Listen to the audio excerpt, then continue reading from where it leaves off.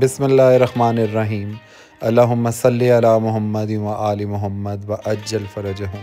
ثنا ہے اللہ تعالیٰ کے لیے، خدا کی رحمت ہو محمد و آل محمد پر، اور میں تبرہ کرتا ہوں دشمنان اہل بیت پر۔ السلام علیکم۔ یا علی علیہ السلام مدد۔ 2025 کے عاشور کے لیے میں نے لاکھانی گروپ کا انتخاب کیا۔ انتہائی متنظم اور عمدہ سروسز دینے والا یہ گروپ ڈائریکٹ اسلام آباد سے نجف کی فلائٹس ہمیں پرووائڈ کر رہا تھا۔ ایئرپورٹ کی مین لابی میں آئے، کلیئرنس کروائی اور اپنا دستی سامان اور لگیج کلیکٹ کیا۔ رات لیٹ آنے کی وجہ سے یہاں پر موبائل سمز کے ریپریزنٹیٹیو موجود نہ تھے، جس کی وجہ سے ہم سم نہ لے سکے۔ بہرحال ہم نے بس میں، جو کہ ہمارے گروپ لیڈر کی طرف سے بک کروائی گئی تھی، کاظمین شریفین کے سفر کا آغاز کیا۔ کاظمین کے سفر کا آغاز نجف ایئرپورٹ سے ہوا۔ میں اللہ تعالیٰ کا شکر گزار ہوں کہ اس نے مجھے میری زندگی میں 6 مرتبہ عراق کی زیارات کا شرف بخشا۔ سفر طویل ہونے کی وجہ سے ہمیں یہاں پر پانی اور کچھ سنیکس سرو کیے گئے۔ ویسے تو پورا سفر ہی بہت روحانی تھا، لیکن اس میں مزید روحانیت تب بڑھی جب مسجد سہلہ کی ہم نے بس میں سے ہی زیارت کی۔ مسجد سہلہ نجف میں واقع ہے، اس وجہ سے کاظمین سے جب ہم نجف آئیں گے تو انشاءاللہ نجف کے مقدس مقامات کی زیارت بھی کریں گے۔ انسان اپنے احساسات، اپنی فیلنگز الفاظ میں بیان نہیں کر سکتا، لیکن پھر بھی ایک زائر حسین علیہ السلام کے ہونے کی حیثیت سے میں کوشش کرتا ہوں کہ میں اپنی ویڈیوز میں جس قدر ہو سکے دیکھنے والوں کو نالج اور معرفت دیتا چلوں۔ الحمدللہ کاظمین شریفین ہم رات کو پہنچے۔ فجر ہونے میں تقریباً 2 گھنٹے باقی تھے۔ اس دفعہ ہمارا ہوٹل قصر ضیوف ہے۔ مجھے یاد ہے کہ اسی اسٹریٹ میں 2019 میں جب میں فرسٹ ٹائم اپنی والدہ کے ساتھ آیا تھا تو مجھے رہائش ملی تھی، لیکن اس کے بعد 4 دفعہ میری زیارات پہ اتفاق میرا اس جگہ رہنے کا نہیں ہوا، بلکہ ہمیں حرم کی دوسری سمت میں ہوٹل دیا گیا تھا۔ ہوٹل میں سامان رکھتے ہی میں نے مولا کو سلامی کی اور رات ہوٹل میں گزاری۔ صبح ہوتے ہی میں نے لانڈری سروسز کا اپنے ہوٹل سے پوچھا۔ مجھے بتایا گیا کہ یہاں پر لانڈری کی سروس اویلیبل نہیں ہے، تو اس کے لیے مجھے خود ہی لانڈری شاپ پہ جانا پڑے گا۔ ہوٹل کے سامنے ایک گلی موجود تھی جس میں ایک بازار تھا، چھوٹی چھوٹی دکانیں اور سٹالز موجود تھے۔ یہاں میں نے آج کے لیے اپنے کپڑے پریس ہونے کے لیے دیے اور مجھے 1 گھنٹے بعد کا ٹائم دیا گیا۔ میری عادت ہے کہ حرم کے ساتھ ساتھ اپنے مولا کو سلامی کرتے ہوئے میں اس سٹی کو، اس کے کلچر کو، اس کی ثقافت کو بھی زیادہ سے زیادہ دیکھ سکوں۔ عاشور کی مناسبت سے زائرین امام حسین علیہ السلام کے لیے ہر جگہ موکب کا انتظام کیا جاتا ہے زائرین کی خدمت کے لیے۔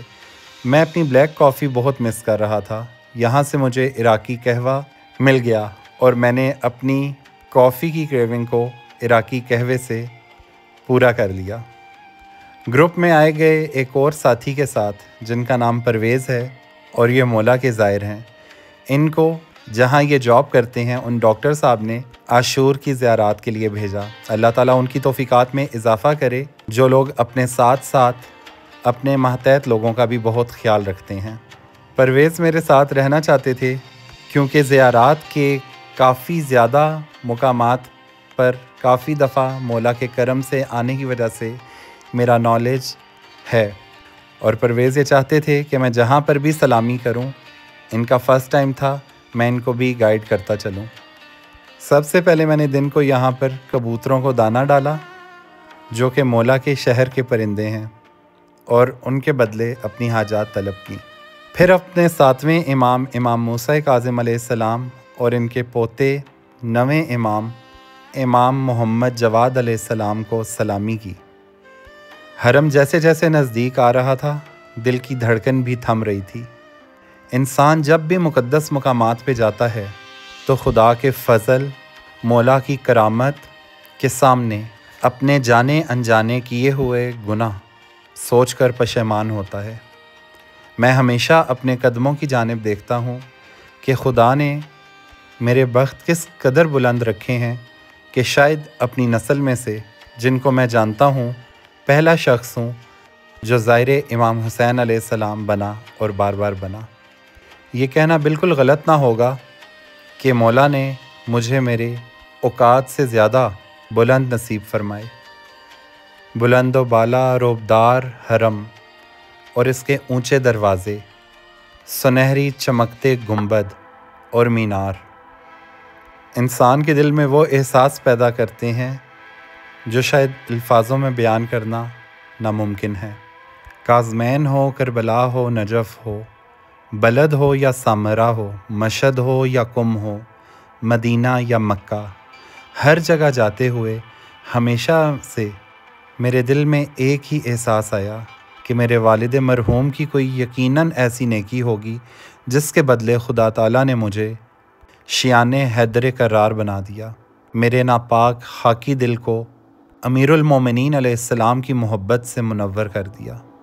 لوگ کہتے ہیں زائرین کی خدمت کر کے انسان اپنی دنیا اور آخرت دونوں سنوار لیتا ہے، کیونکہ یہ جنت ہے، اور میں شاید وہ خوش نصیب زائر ہوں جس نے پہلی دفعہ مولا کی جنت میں قدم رکھا تو اپنی ماں اپنی جنت کے ہمراہ رکھا، اور میں نے جنت میں اپنی جنت کی خدمت کی۔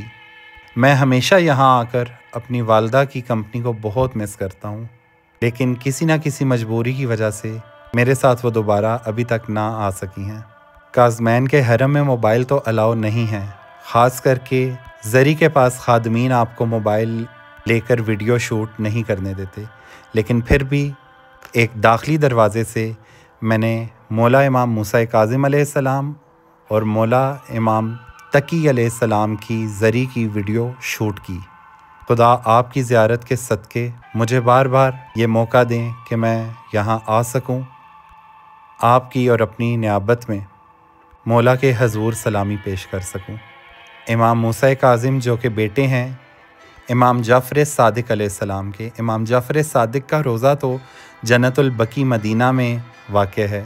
امام موسیٰ کاظم اپنی سخاوت، اپنے علوم کی وجہ سے بغداد شہر میں بہت مشہور تھے۔ اولاد علی علیہ السلام کے ہونے کی وجہ سے مامون رشید لائن حکمران کی طرف سے ان کو قید میں رکھا گیا۔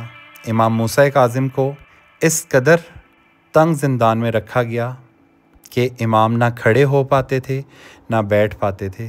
کئی سال رکوع کی حالت میں امام نے قید کاٹی، یہاں تک کہ ان کے ہاتھوں کی اور پاؤں کی بیڑیاں ان کے گوشت اور ہڈیوں میں پیوست ہو چکی تھیں۔ اسی وجہ سے آگے آپ دیکھیں گے کہ امام موسیٰ کاظم علیہ السلام کے جتنے بھی دروازے ہیں ان پہ زنجیر ٹنگی ہوتی ہے۔ یہ اس چیز کی علامت ہے کہ ہمارے معصوم امام نے کتنی تکلیف دہ زندگی گزاری اپنے مومنین کی ہدایت کے لیے۔ سلام ہو امام موسیٰ کاظم علیہ السلام اور ان کے پوتے امام جواد علیہ السلام پر۔ انسان ایک دفعہ اگر حرم کی حدود میں داخل ہو جائے تو بہت مشکل ہوتا ہے وہاں سے دوبارہ باہر آنا۔ اس کی وجہ کوئی رش یا کوئی انٹرنس کا مسئلہ نہیں ہے، بلکہ زائر کی یہی کوشش ہوتی ہے کہ وہ زیادہ سے زیادہ وقت اپنے امام کی بارگاہ میں پرسا و گریہ زاری کرتے ہوئے گزارے۔ میں جب بھی حرم آتا ہوں، جس بھی حرم میں آؤں، بار بار مڑ کر دیکھنا، ویڈیوز بنانا، پکچرز بنانا جیسے میری مجبوری ہو۔ مجھے ایسا لگتا ہے کہ شاید یہ میری زندگی کی آخری زیارت ہوگی۔ انسان بہت بے بس ہے، وہ بار بار ان مقدس مقامات کی زیارت کر سکے یا نہ کر سکے، یہ ڈر دل کو ستائے رکھتا ہے۔ میں اکثر رشک سے عراقی لوگوں کو دیکھتا ہوں جو یہاں گرد و نواح میں رہتے ہیں کہ وہ جب چاہیں امام کے پاس آ کر اپنے دل کا بوجھ ہلکا کر سکتے ہیں، بے شک اس میں بھی خدا کی کوئی مصلحت ہوگی۔ کاظمین میں ون نائٹ سٹے کی وجہ سے میرے دوست محمد مجھے سیم ڈے پر ملنے آ گئے۔ محمد سے ملاقات میری عاشور 2024 پہ ہوئی تھی۔ یہ بغداد میں پاکستانی ایمبیسی میں جاب کرتے ہیں۔ جب انہوں نے فیس بک اور واٹس ایپ پر میرے عراق میں آنے کے اسٹیٹس دیکھے تو اچانک پوچھا کہ شہریار تم کہاں ہو، میں تمہیں لینے آ رہا ہوں۔ پرویز بھائی نے ہوٹل نہ ٹھہرنے کا کہا اور وہ بھی میرے ساتھ آ گئے۔ محمد مجھے کھانا کھلانا چاہتے تھے، ایک تو ان کی محبت اور دوسرا عقیدت زائر امام حسین علیہ السلام سے۔ تو میں بھی ان کے ساتھ ہو لیا۔ بغداد ایک تاریخی شہر ہے جس میں بہت سے مقدس مقامات ہیں۔ یہاں کی 70% آبادی اہل تشیع، 28% اہل سنت اور باقی 2% کرسچنز اور یہودیوں کی اور یزیدیوں کی ہے۔ لیکن وہ کب کیسے کہاں رہتے ہیں ان کا تو کچھ معلوم نہیں۔ البتہ عیسائی لوگوں کے کلیسیا اور تاریخی چرچ یہاں پر موجود ہیں۔ میں جب بھی آتا ہوں مسجد براسا کی سلامی ضرور کرتا ہوں۔ 2022 میں جب میں بغداد آیا تو مجھے پتہ لگا کہ یہاں پر مسجد براسا کے نام سے ایک مسجد ہے جہاں پر معجزہ امیر المومنین علیہ السلام بھی موجود ہے، اور وہ پتھر موجود ہے جہاں پر جناب عیسیٰ علیہ السلام کا نزول ہوا۔ جناب مریم سلام اللہ علیہا کو جس پتھر پر جناب عیسیٰ عطا کیے گئے تھے وہ بھی اسی مسجد میں موجود ہے۔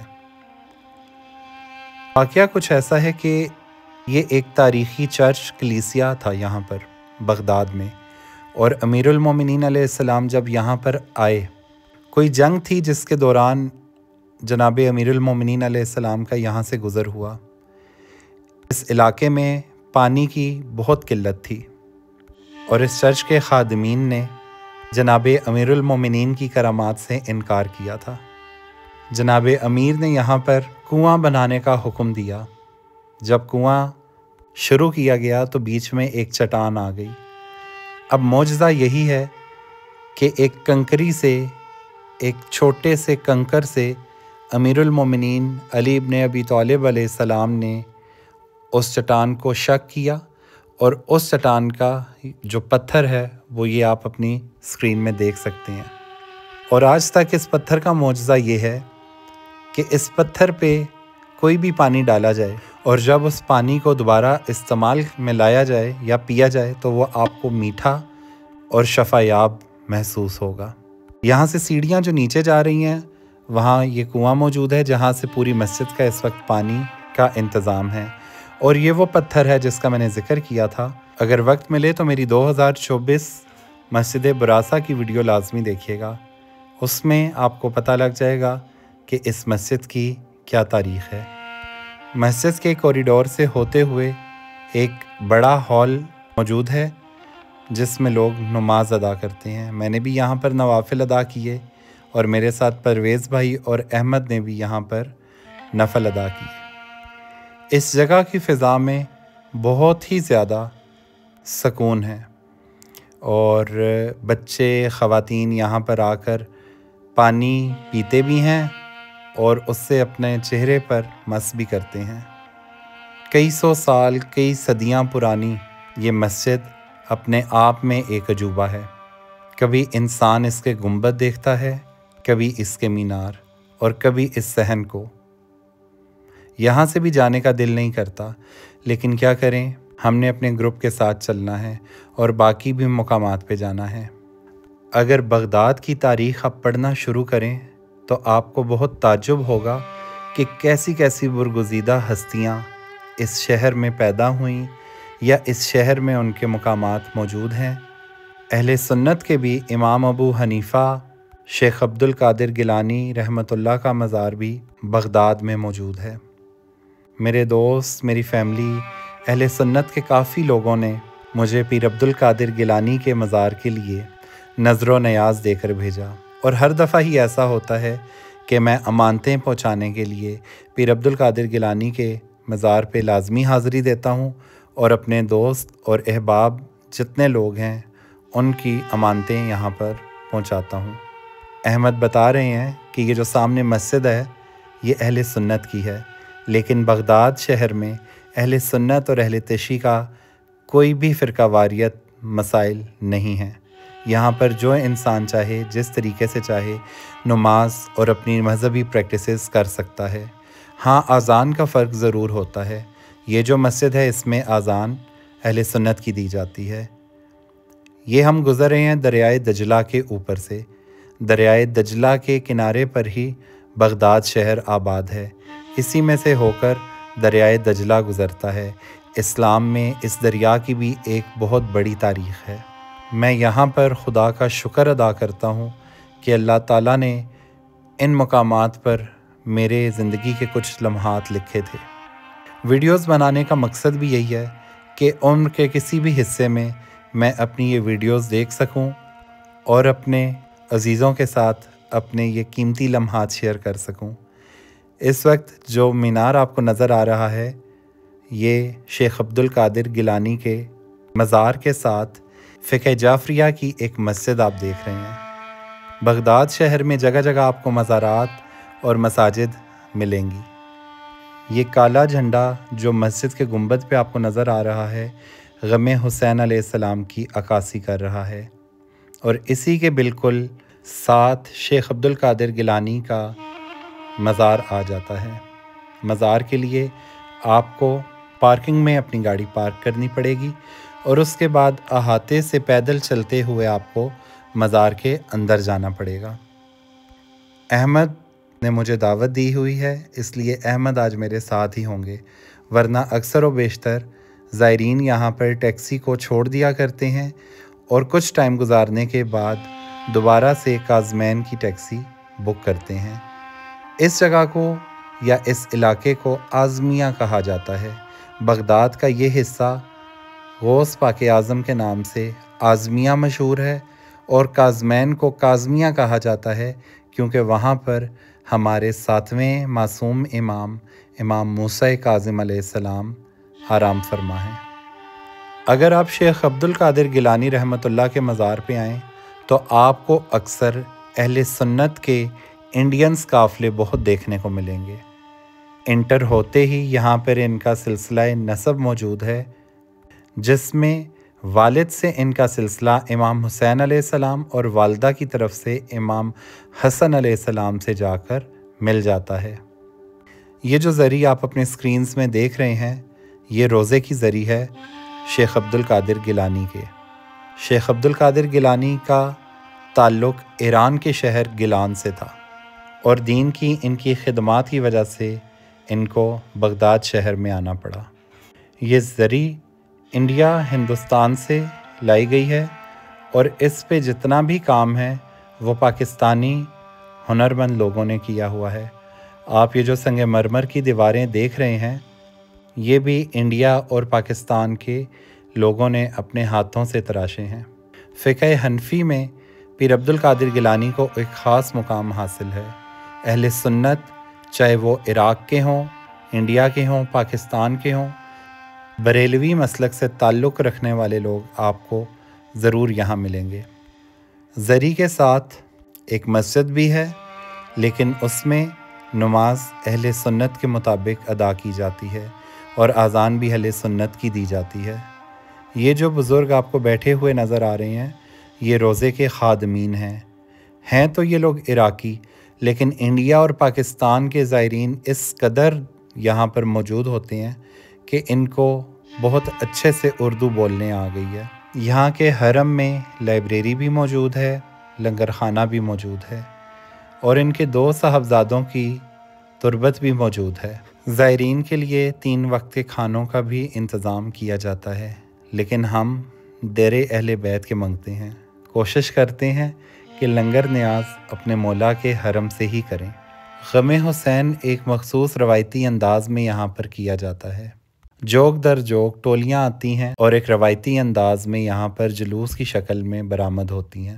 تعجب تب ہوا جب میں نے چھوٹے بچوں کی یہ ٹولی شیخ عبدالقادر گیلانی کے مزار کے باہر دیکھی۔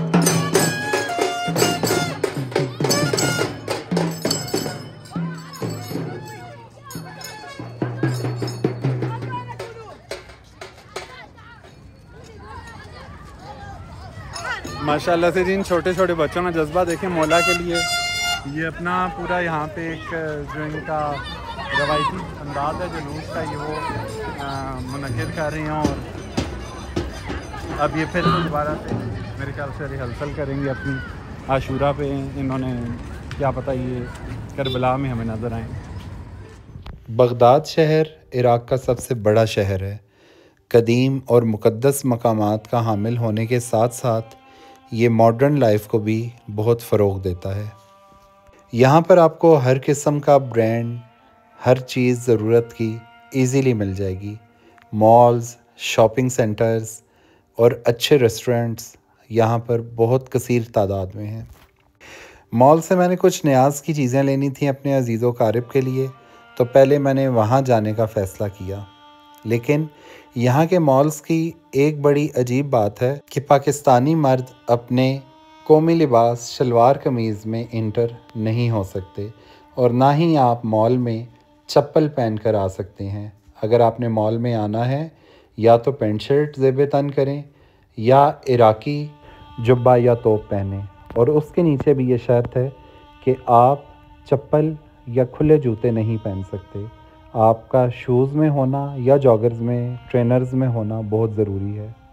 खुशकिस्मती से मैंने आज ट्राउज़र, शर्ट और जॉगर्स ही पहने हुए थे, लेकिन मेरे साथ परवेज़ भाई वो मॉल ना इंटर हो सके क्योंकि आज वो शलवार कमीज़ और अपनी चप्पल में ही थे।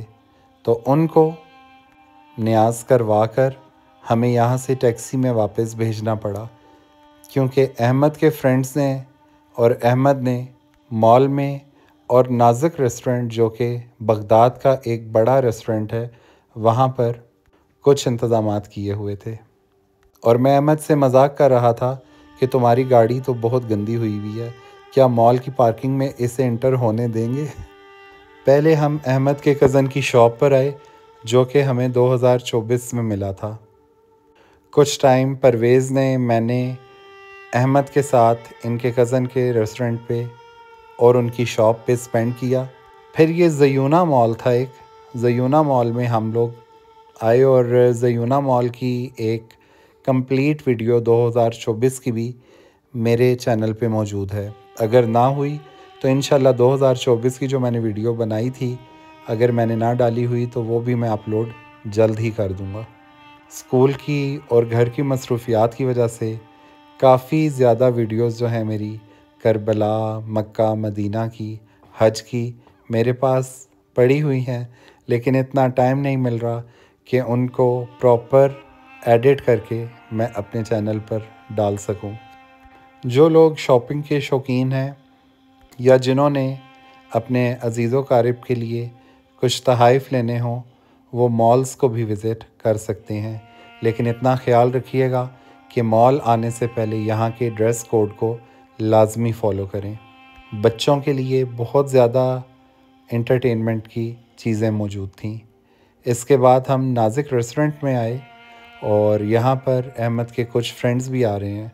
नाज़िक रेस्टोरेंट बहुत ही खूबसूरत बना हुआ था, लेकिन फैमिलीज़ बैठे होने की वजह से मैंने यहाँ पर वीडियो शूट नहीं की। अच्छा नहीं लगता कि आप कहीं पर भी जाएं और वहाँ पर आप वीडियो शूट शुरू कर दें विदाउट कंसेंट। फैमिलीज़ अगर डिस्कम्फर्ट हों, हर इंसान रेस्टोरेंट में खाने के लिए एक क्वालिटी टाइम स्पेंड करने आता है, तो कोशिश करें कि अपने साथ साथ दूसरे लोगों का भी ख्याल रखें। आज मैं बड़ा हैरान हुआ कि मैंने बगदाद शहर में अपने छठे विज़िट में KFC और हार्डीज़ रेस्टोरेंट देखे। मुझे यूँ लगता था कि जैसे इराक़ या ईरान में ये चेन्स मौजूद ना हैं। रात हो गई थी और अहमद ने मुझे बताया कि यहाँ पर एक बर्गर है जो कि बहुत मशहूर है, और वो चाहते थे कि मैं उनके साथ वो बर्गर ट्राई करूँ। यहाँ पर मैंने वो बर्गर खाया और मुझे वाकई ही बड़ा लजीज़ लगा। अगर मैं उसको कंपैरिज़न करूँ तो यहाँ इस्लामाबाद में जो ब्रिम ब्रांड है उससे मिलता जुलता बर्गर का टेस्ट था, लेकिन यहाँ पर फ्राइज़ और बाकी चीज़ें उनकी क्वालिटी पाकिस्तान से बहुत ज़्यादा अच्छी थी, क्योंकि इराकी लोग ऑर्गेनिक फ़ूड को, ऑर्गेनिक ऑयल को बहुत प्रेफर करते हैं। चिकन से ज़्यादा यहाँ पर मटन और शीप का जो गोश्त है वो ज़्यादा इस्तेमाल किया जाता है। रेस्टोरेंट की वीडियोस भी मैं शूट ना कर सका क्योंकि फैमिलीज़ थी और हम लोगों का टाइम भी शॉर्ट था। आज रात को ही पहली मजलिस है जो कि हरम इमाम मूसा काज़िम अलैहिस्सलाम में रखी गई है और मैं उस मजलिस को किसी भी सूरत मिस नहीं करना चाहता क्योंकि मेरा पहला मकसद आने का सिर्फ़ और सिर्फ पुरसादारी और आशूर की मजालिस थी। अहमद से मैंने कहा कि बहुत टाइम हो गया है और अब आप मुझे ड्रॉप कर दें। इस दफ़ा एक नई चीज़ मैंने बगदाद में एक्सप्लोर की, वो पेट्स हॉस्पिटल और उनकी शॉप्स थीं। इस कदर उम्दा हॉस्पिटल जैसे कि पाकिस्तान में बहुत ही पॉश एरियाज़ में होती हैं, ज़्यादातर इस्लामाबाद, DHA या बहरिया में आपको देखने को मिलती हैं। यहाँ पर पूरी मार्केट थी जिसमें पेट्स के लिए स्पेशल हॉस्पिटल्स, और मुझे नहीं पता था कि इराकी लोग इतने ज़्यादा पेट लवर हैं। वो कैट्स, डॉग्स या मज़ीद और भी जितने भी पेट्स होते हैं वो इतने शौक़ से और इतने नाज नखरे से रखते हैं। इस दफ़ा जब मैंने उनकी शॉप्स देखी तो मेरा बड़ा दिल चाहा कि मैं उन शॉप्स को अंदर से विज़िट करूं और उनको शूट करूं। आप आगे आने वाली वीडियो में देखेंगे कि मैंने उनका रोड से गुज़रते हुए शॉट लिया है। अहमद की गाड़ी का फ्यूल एंड हो गया था, यहाँ से फ्यूल रिफ़िल किया। और यहाँ के कल्चर का तो आपको पता ही है, दुनिया के बाकी ममालिक की तरह ड्राइवर ख़ुद उतरते हैं, अपना फ्यूल रिफ़िल करते हैं, एक महज़्ज़ब अंदाज में अपनी पेमेंट अदा करते हैं या अपना कार्ड चार्ज करवाते हैं। मैं चाहता हूँ कि पाकिस्तान में भी ऐसा ही सिस्टम लॉन्च हो, लेकिन क्या करें, बहैसियत कौम हमारे कुछ ऐसे डार्क फेसेस हैं जिसको मैं इन वीडियोस में डिस्कस करना बेहतर नहीं समझता। जिन पेट शॉप्स की मैंने बात की थी अब आप वीडियोस में वो देख सकते हैं। टाइम की बहुत ज़्यादा किल्लत थी और मुझे ग्रुप के साथ अपनी मजलिस अटेंड करने की वजह से मैं यहाँ पर ना रुक सका, लेकिन मैंने फिर भी जिस कदर हो सकी अहमद से रिक्वेस्ट की कि वो अपना जो है विंडो ओपन करें और मैं इसकी एक शॉट ले लूँ। और यहाँ से मैंने कोशिश तो की थी कि मैं शॉट लूँ, और अहमद ने मुझे बताया कि ये 24/7 यहाँ पर डॉक्टर्स और पेट शॉप्स जो हैं वो अवेलेबल रहती हैं। जैसे इंसानों को रात को भूख लग जाती है, इसी तरह पेट्स को अगर भूख लग जाए तो उनके लिए फूड स्टोर्स जो हैं वो ओपन रहते हैं। मुझे ये चीज़ देखकर बहुत खुशी भी हुई और बहुत अच्छा भी लगा। मैं ख़ुद एक पेट लवर हूँ और मैंने डॉग्स रखे हुए हैं। अक्सर रात को अगर उनका खाना ख़त्म हो जाए तो यहाँ पर ईज़िली आप नहीं ले सकते। इस वक्त वीडियो में जो आप इमारत देख रहे हैं वो मज़ार है इमाम अबू हनीफ़ा रहमतुल्लाह का, जो कि अहले सुन्नत के बड़े इमाम हैं। अहले सुन्नत की ज़्यादा शरीयत के मसाइल इन्हीं से लिए जाते हैं और ये भी बगदाद में ही वाक़या है। मैंने 2022 में यहाँ पर विज़िट किया था और यहाँ की वीडियो बनाई थी, लेकिन वो इस तरह की नहीं थी कि मैं आपसे यहाँ पर शेयर कर सकूँ। अल्हम्दुलिल्लाह अपने मौला के हजूर का ज़मान आ गया। आप देख सकते हैं कि दिन को चिलचिलाती धूप में जो रोड्स बिल्कुल खाली थी वो इस वक्त ज़ायरीन इमाम हुसैन अलैहिस्सलाम से पुररौनक हो चुके हैं। ज़ायरीन जोक दर जोक सलामी पेश करते हुए इमाम मूसा काज़िम और इमाम जवाद अलैहिस्सलाम के हुज़ूर पेश हो रहे हैं। टोलियाँ आ रही हैं, संगतें आ रही हैं और वो मातम करते हुए अपने रवायती अंदाज में मौला के हरम के दाखिली दरवाज़े तक आते हैं और वहाँ से मुंतशिर होकर हरम में दाखिल होते हैं, क्योंकि हरम के अंदर किसी संगत को भी मातम करना अलाउ नहीं है, सिर्फ मजलिस की जा सकती है। उसके लिए भी आपको हरम के इंतज़ामिया से पहले बुकिंग करवानी पड़ेगी।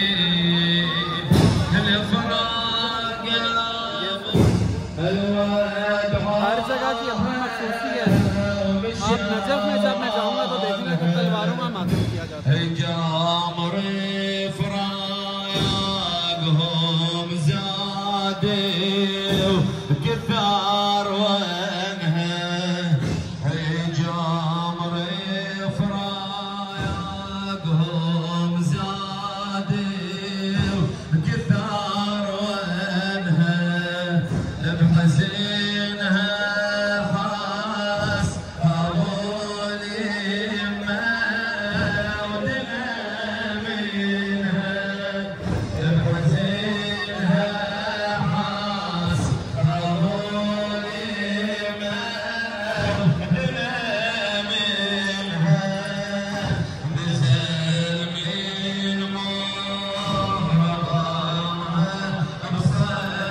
یہ امام موسیٰ کاظم علیہ السلام اور مولا جواد علیہ السلام کا حرم ہے، اور آپ کو جو گنبد نظر آ رہے ہیں وہ دو امام کے مرکز کے ہیں۔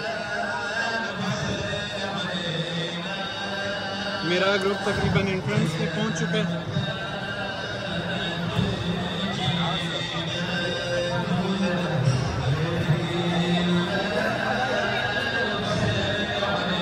یہاں پہ جو ہے تعزیے وہ اس طرح کے نکالے جاتے ہیں، اپنی باری کا انتظار کرنا پڑتا ہے، بڑے تیز سے لوگ جا کر میں اپنے ساتھ جاؤں گا اور واپسی میں مجھے ایسی ونڈو سے وہ لینا ہوگا۔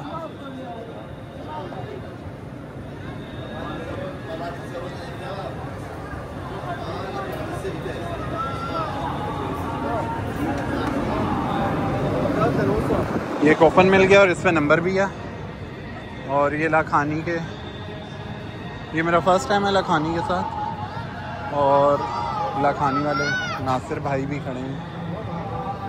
ناصر بھائی کدھر جانا ہے یہاں سے؟ کہاں پہ؟ اچھا۔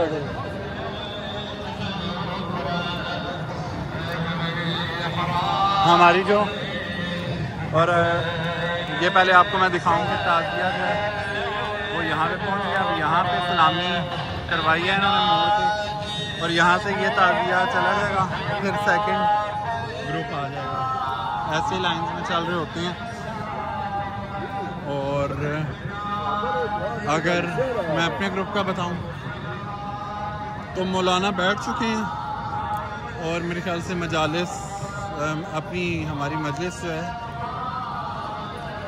عشرے کی وہ شروع ہو چکی ہے۔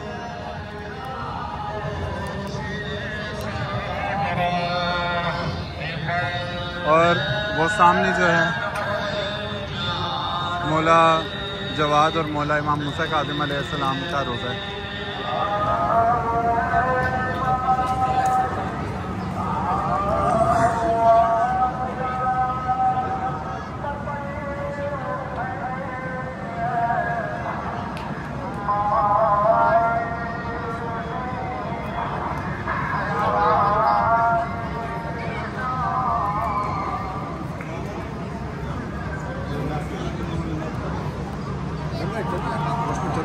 جی نہیں، بند ہو گیا، نہیں ٹھیک ہے،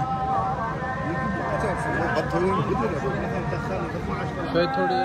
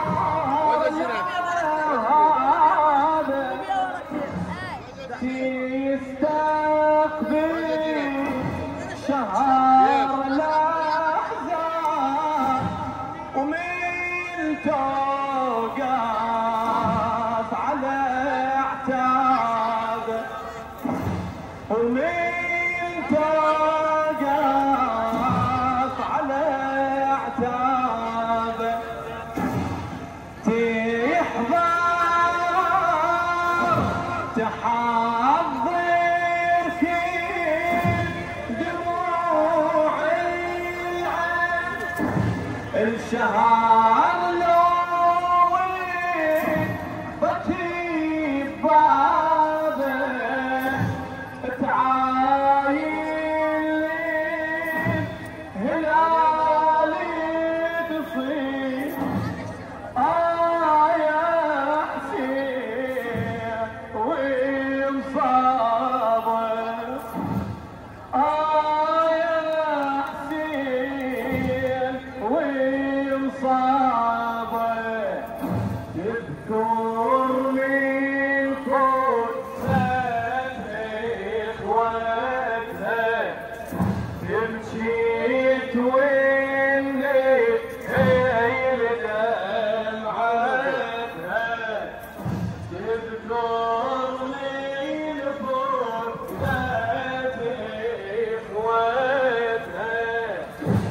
مشيت والنيل غير دمعتها وانت تصور ذاك المنحار وانت تصور ذاك المنحار لا لك يا عاشوري ودينعه مجلس اٹینڈ کرنے کے بعد، حرم میں ٹائم سپینڈ کرنے کے بعد، رات گزارنے کے بعد میں لیٹ نائٹ دوبارہ سے اسی سبیل پہ آیا ہوں عراقی قہوہ پینے کے لیے، اور میں ویڈیو بناتے ہوئے بھی اس قہوے کو اتنا مس کر رہا ہوں کہ کاش یہ قہوہ میں ساتھ لے آتا۔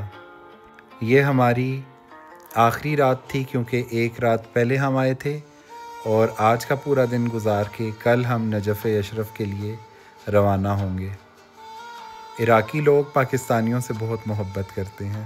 ہر معصوم کے شہر سے نکلتے ہوئے وہاں سے ودا لینی پڑتی ہے، اور وداعی زیارت ہوتی ہے جس میں ہر مومن عہد کرتا ہے کہ مولا میں جب تک زندہ رہوں گا اسی کوشش اور نیت کے ساتھ زندگی گزاروں گا کہ میں آپ کے حضور دوبارہ پیش ہو سکوں، لیکن کیا بھروسہ زندگی کی سانسوں کی ڈوری کب ٹوٹ جائے۔ زہاردہ معصومین علیہ السلام اپنے ہر شیعہ کو، اپنے ہر عاشق کو بار بار اپنے در پہ آنے کی توفیق عطا کریں۔ Thanks for watching.